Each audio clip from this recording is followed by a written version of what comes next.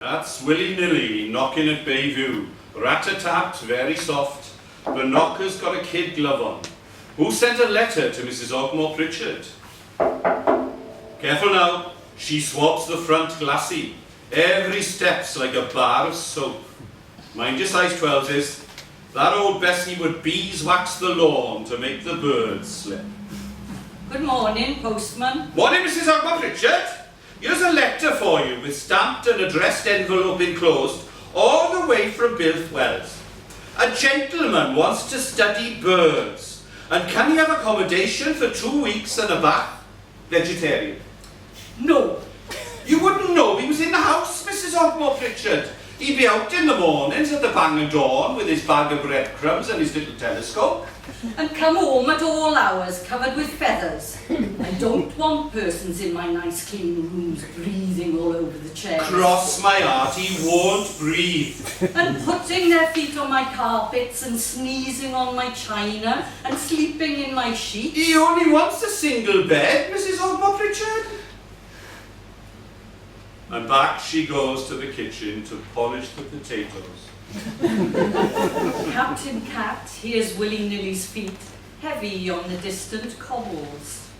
1, 2, 3, 4, 5. That's Mrs. Rose Cottage. What's today? Today she gets the letter from her sister in Gorseless. How's the twins' teeth?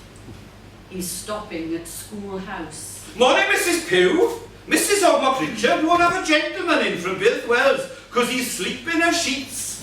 Mrs. Rose Cottage's sister in Gorseless's twins, I've got to have them out. Give me the parcel. It's for Mr. Pugh, Mrs. Pugh. Never you mind what's inside it. A book called Lives of the Great Poisoners. That's Manchester House. Morning, Mr. Edwards. Very small news. Mrs. Ogmore Pritchard won't have birds in the house, and Mr. Pugh's bought a book on how to do in Mrs. Pugh. Have you got a letter from her? Miss Price loves you with all her heart. Smelling of lavender today. She's down to the last of the elderflower wine, but the quince jam's bearing up, and she's knitted roses on the doilies. Last week she sold 3 jars of boiled sweets, pound of humbugs, half a box of jelly babies, and 6 coloured photos of Llaregib. Yours forever, then 21 kisses. Oh, willy-nilly, she's a ruby. Here's my letter. Put it into her hands now. Down the street comes willy-nilly, and Captain Cat hears other steps approaching. Mr. Waldo, hurrying to the Sailor's Arms. Pint of stout with an egg in it. There's a letter for him. It's another paternity summons, Mr. Waldo. The quick steps hurry on along the cobbles and up 3 steps to the Sailor's Arms. People are moving now up and down the cobbled street. All the women are out this morning in the sun. You can tell it's spring. There goes Mrs. Cherry. You can tell her by her trotters. Off she trots, new as a daisy. Who's that talking by the pump? Mrs. Floyd and Boyle, talking flatfish. What can you talk about flatfish?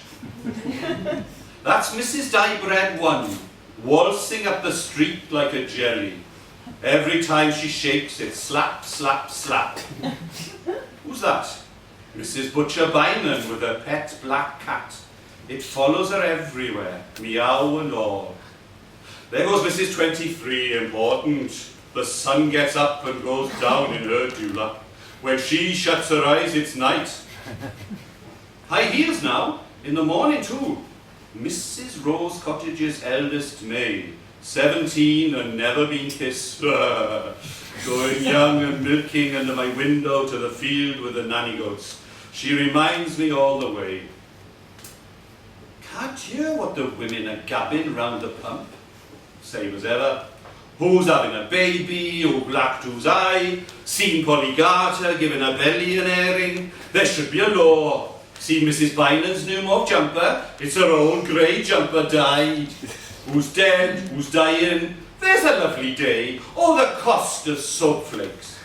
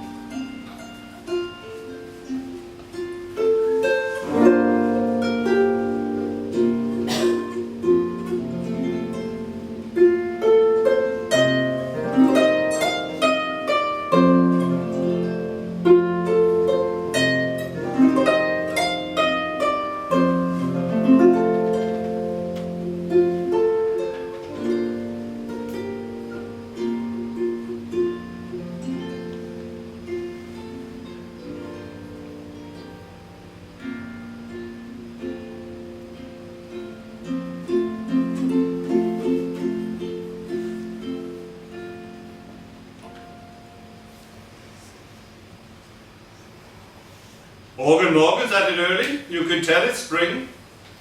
And he hears the noise of milk cans. Ocky milkman on his round. I will say this, his milk's as fresh as the dew. Half dew it is. Snuffle on, Ocky, watering the town.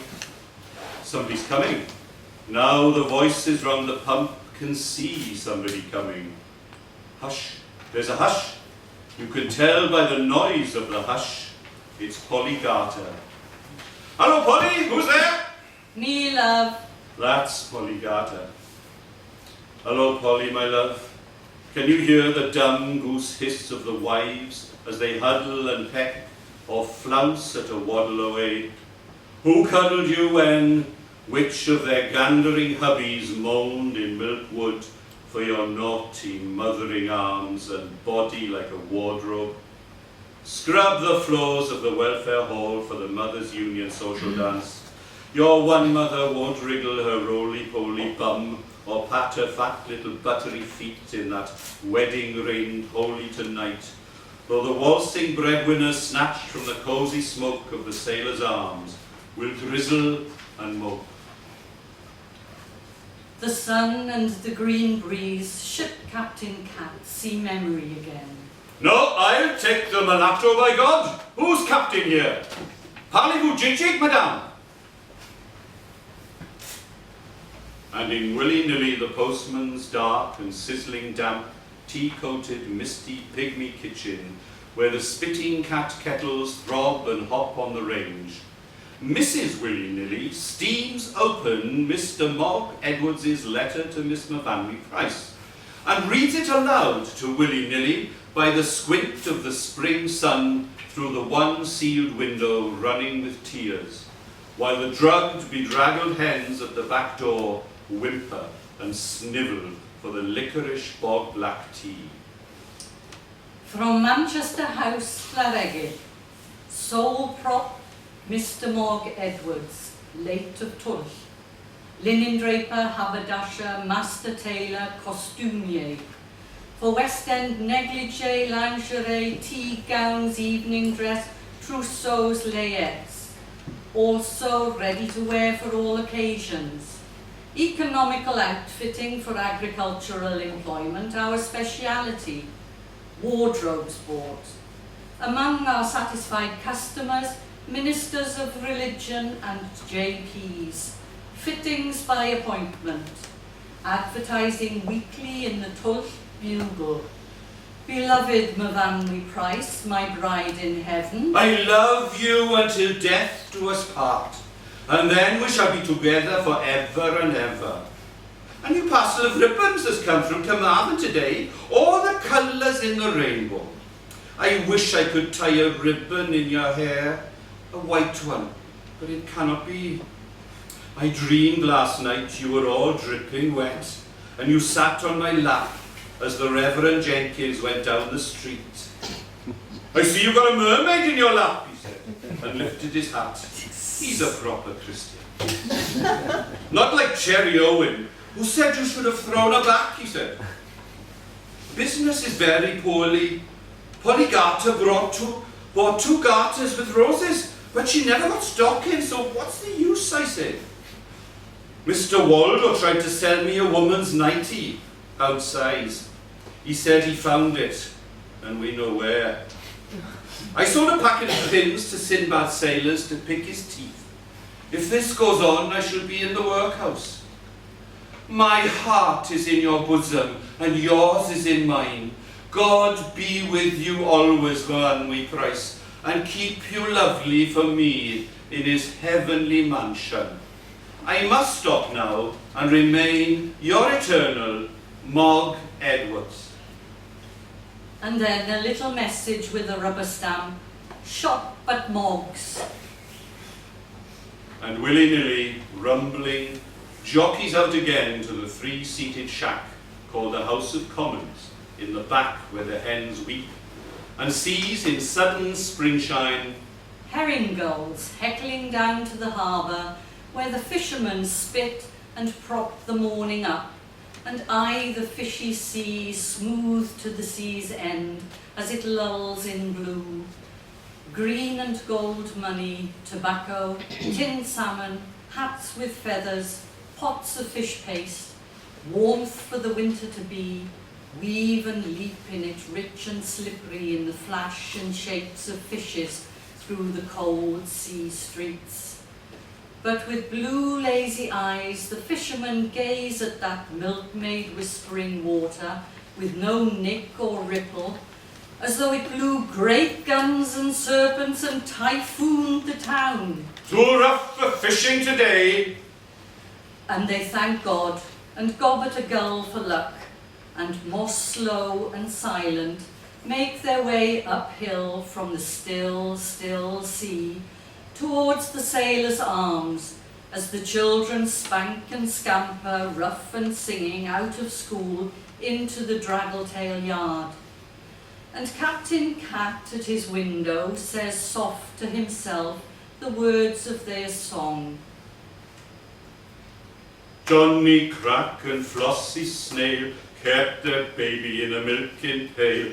Flossie Snail and Johnny Crack, one would pull it out and one would put it back.